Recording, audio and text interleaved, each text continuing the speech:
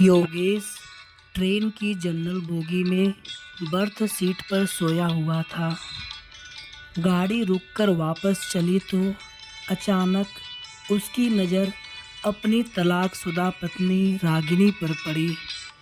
पता नहीं कब वह उसके सामने वाली सीट पर आकर बैठ गई थी। 6 साल बाद वह उसे देख रहा था। वह बहुत कमज़ोर हो गई थी। उसने पुरानी सस्ती सी साड़ी पहन रखी थी। ना माथे पर बिंदी और ना गले में मंगलसूत्र था। तो क्या उसने अभी तक दूसरा विवाह नहीं किया? क्या अभी तक वह मेरी तरह अकेली ही है? योगेश ऐसा सोच ही रहा था कि तभी रागिनी की नज़र उस पर पड़ी। नज़रें मिली तो योगेश दूसरी तरफ देखने लगा। फिर पता नहीं योगेश के दिमाग में क्या आया कि वह सीट से नीचे उतर आया और रागिनी के पास बैठे लड़के से कहा कि वह ऊपर वाली सीट पर चला जाए। लड़का मान गया। तब योगेश रागिनी के पास बैठ गया। बैठते ही योगेश बोला, रागिनी कैसी हो? रागिनी ने नज़र न मिलाते हुए खिड़की की तरफ देखते हुए बोला कि मैं ठीक हूँ। और आप? योगेश बोला, मैं भी ठीक हूँ और कानपुर जा रहा हूँ। त्यौहार होने के कारण रिजर्वेशन सीट नहीं मिली, इस कारण जनरल बोगी में आना पड़ा। तुम कहाँ जा रही हो? वह बोली, मैं भी कानपुर ही जा रही हूँ। आजकल माँ वही बड़े भैया के पास है, बीमार हैं, इसलिए मिलने जा रही हूँ। काफ़ी देर दोनों चुप रहे। फिर योगेश बोला, एक बात पूछूं? रागिनी ने आंखों से ही पूछा, क्या? योगेश संकोच करते हुए पूछा, अभी तक शादी क्यों नहीं की? वह कुछ नहीं बोली।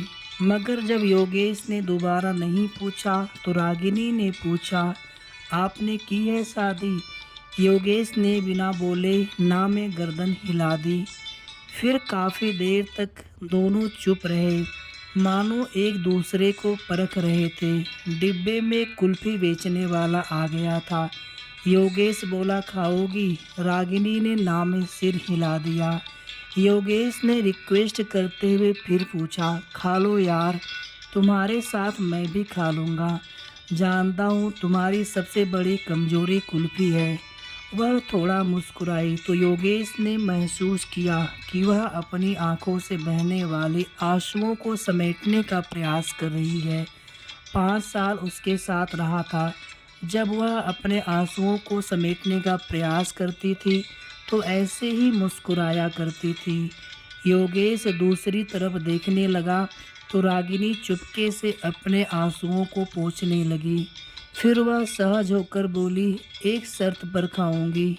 योगेश बोला, क्या शर्त है? तो रागिनी बोली, पैसे मैं दूंगी। योगेश कुछ नहीं बोला। फिर रागिनी ने 2 कुल्फ़ियाँ खरीद ली और एक कुल्फ़ी योगेश को देते हुए बोली, अब मैं भी कमाने लगी हूँ, एक प्राइवेट स्कूल में पढ़ाती हूँ, महीने के 10,000 मिलते हैं। कुल्फ़ी खाते हुए योगेश बोला, तलाक के समय कोर्ट के आदेश पर मैं तुम्हें 30 लाख रुपए दे तो रहा था, अगर ले लेती तो अपना स्कूल खोल लेती, जबकि तुम बहुत स्वाभिमानी हो। इस ज़माने में पैसे के बिना कुछ नहीं होता। वह हंसकर बोली, अगर ले लेती तो अपने ज़मीर को क्या जवाब देती? तो ये ज़मीर रोज़ कहता कि जिसे छोड़कर आई हो उसी के सहारे पल रही हो। योगेश बोला, तुम बहुत अच्छी हो, मासूम हो। ये एहसास तुमसे तलाक लेने के बाद मुझे हुआ। तुम यकीन नहीं करोगी, मैं बहुत बदल गया हूँ। पीना बिल्कुल छोड़ दिया हूँ, गुस्सा बिल्कुल नहीं करता। अब मैं किसी को नीचा दिखाने की कोशिश भी नहीं करता। जो तुम्हें बहुत बुरा लगता था वो सब बुरी आदतें मैंने छोड़ दी है। वह उदास होकर बोली, अब क्या फ़ायदा? जब मैं मना किया करती थी तब आप मेरी एक भी बात नहीं सुनते थे। आपके कारण मैं हमेशा टेंशन में रहती थी। इसी कारण मुझे 2 बार गर्भपात भी हुआ, वरना आज मेरे भी 2 बच्चे होते। एक 8 साल का हो गया होता, दूसरा 6 साल का होता, कहकर वो रो पड़ी। बच्चों की बात पता चली तो योगेश के भी आंखों में आंसू आ गए, लेकिन वह पुरुष था तो आंसुओं को पलकों तक पहुंचने से पहले ही पी गया और बोला, कभी कभी लगता है मैं बहुत बुरा आदमी हूँ। मैंने कभी रिश्तों की कदर नहीं की, उसी की सज़ा झेल रहा हूँ। आज बिल्कुल अकेला हो गया हूँ, अब माँ भी नहीं रही। माँ के न होने पर रागिनी को बड़ा दुख हुआ और बोली, माँ को भली चंगी छोड़कर आई थी, उनको क्या हो गया था। इस बार योगेश भावुकतावश अपने आंसुओं को नहीं रोक पाया और बोला, वो तुम्हें हर दिन याद करती थी, बोलती थी बहू को वापस घर ले आओ। मैं उन्हें कैसे समझाता कि तलाक के बाद बहुएं वापस घर नहीं आती। फिर दोनों के बीच चुप्पी छा गई थी। कानपुर आ गया था, स्टेशन आने वाला था। योगेश बोला, वापस कब जाओगी। रागिनी बोली, आज रात यहीं रुकूंगी, कल की सुबह की ट्रेन से वापस जाऊंगी। फिर वही खड़ी हो गई। योगेश भी खड़ा हो गया और पूछा, कितने बजे वाली ट्रेन से वापस जाओगी। रागिनी बोली, हम गरीब लोग हैं, रिजर्वेशन नहीं करा पाते हैं, जनरल डिब्बे में सफ़र करते हैं, इसलिए जो भी ट्रेन मिलती है टिकट लेकर चढ़ जाते हैं। इतना कहकर वह नीचे उतर गई।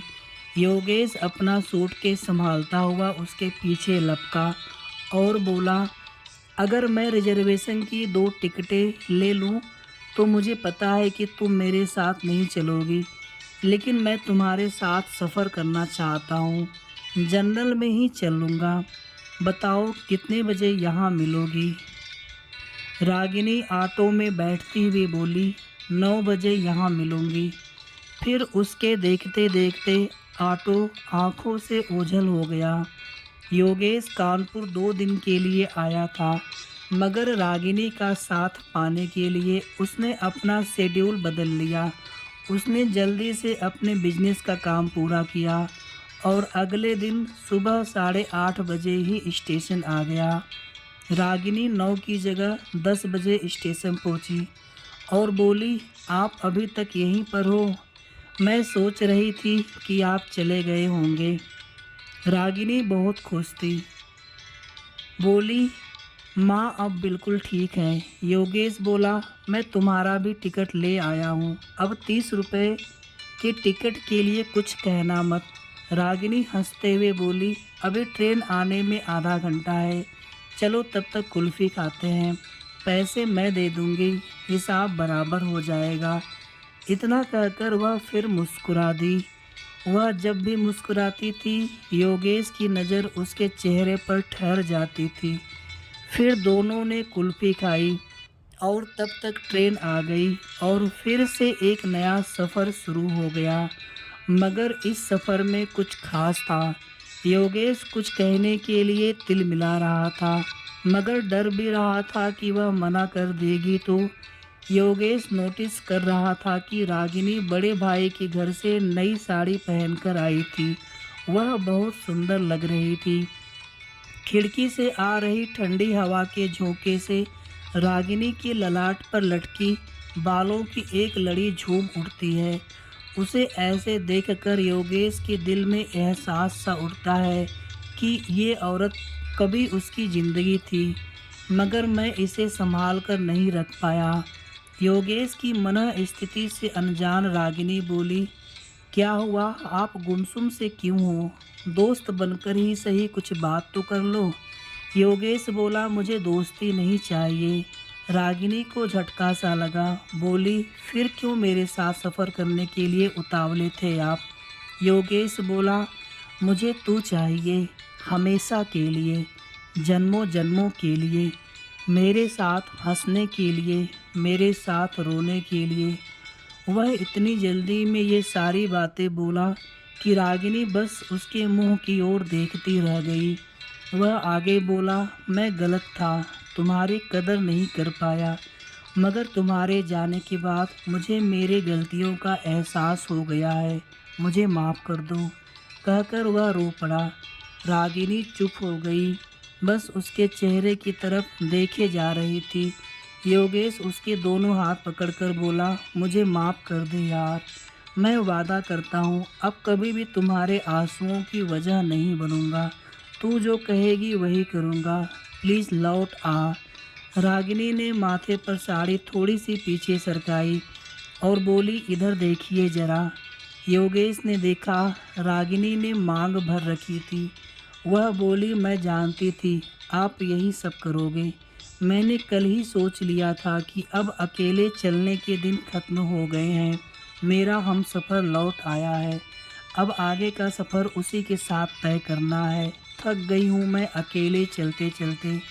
कहते हुए वह अजीब सी मुद्रा में मुस्कुराने लगी। योगेश बोला, मैं जानता हूँ जब तेरा दिल रोने को होता है तब तू ऐसे ही मुस्कुराती है।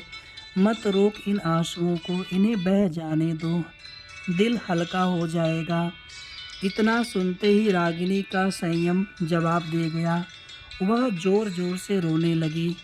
पूरे डिब्बे के लोग उन्हें देखने लगे, मगर रागिनी ने लोगों की परवाह नहीं की। वह योगेश के कंधे पर सर रखकर रोती रही।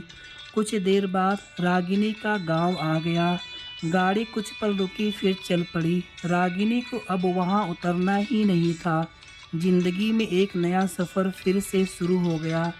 अब उसकी मंजिल मायका नहीं, पिया का घर था, जो वर्षों से उसके लौटने का इंतज़ार कर रहा था। वह अब भी योगेश के कंधे पर सर रखी थी, आंखें बंद कर मंद मंद मुस्कुरा रही थी, एक मासूम बच्चे की तरह। कहानी कैसी लगी आप सभी कमेंट करके ज़रूर बताएं। अच्छी लगी हो तो वीडियो को प्लीज़ लाइक कर दें, शेयर कर दें और इसी तरह की अच्छी अच्छी कहानियाँ पाने के लिए अगर आपने चैनल को सब्सक्राइब न किया हो तो सब्सक्राइब कर लें। धन्यवाद।